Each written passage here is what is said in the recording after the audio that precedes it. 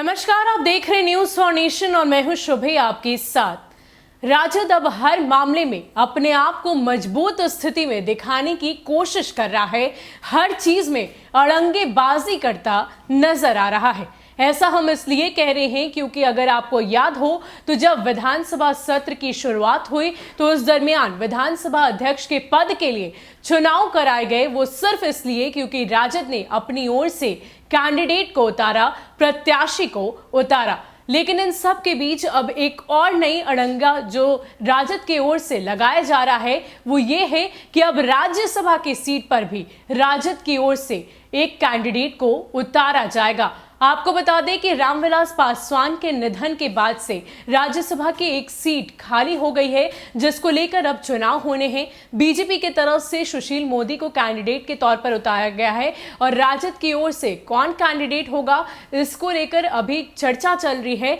लेकिन ये तय हो चुका है कि राजद अब अपने कैंडिडेट को राज्यसभा के लिए भी उतारेगी। आपको बता दें कि बिहार में राज्यसभा की एक सीट के लिए होने वाला दिलचस्प चुनाव हो सकता है। विधानसभा के अध्यक्ष के पद को लेकर हुए चुनाव के बाद अब राजद राज्यसभा की एक सीट को लेकर होने वाले चुनाव में भी अपने उम्मीदवार उतार सकता है। पार्टी के भीतर इस बात पर मंथन जारी है। राजद अपने घटक दलों के सहयोग से एनडीए को किसी भी तरह की बढ़त लेने नहीं देना चाहता।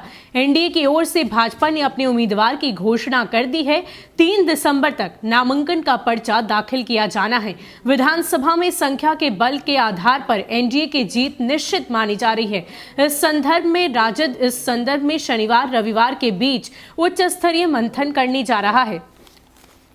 राजद के राष्ट्रीय प्रवक्ता मनोज झा ने एक लाइन की टिप्पणी की है कि पार्टी वेट एंड वॉच कर रही है। उन्होंने कहा है कि 1-2 दिनों में इस संदर्भ में पार्टी के अंदर बातचीत होने जा रही है। इस संदर्भ में अभी तक कोई निर्णय नहीं लिया गया है। इधर पार्टी के एक अन्य उच्च पदाधिकारी का कहना है कि हम इस संदर्भ में संजीदा हैं, लेकिन हम जल्दबाजी में नहीं। पार्टी सूत्रों का कहना है कि राजद की पूरी रणनीति एनडीए उम्मीदवार के ऊपर निर्भर है। इस बीच एनडीए ने राज्यसभा के लिए अपने उम्मीदवार की घोषणा कर दी है। राजद अपने घटक दलों के साथ मिलकर एनडीए को किसी भी तरह की बढ़त नहीं लेना देना चाहता है। हर चीज में वो अड़ंगे लगाते दिखाई दे रहा है। राज्यसभा की सीट के लिए भी अभी प्रत्याशी कौन होगा राजद की तरफ से, अभी इस पर चर्चा हो रही है।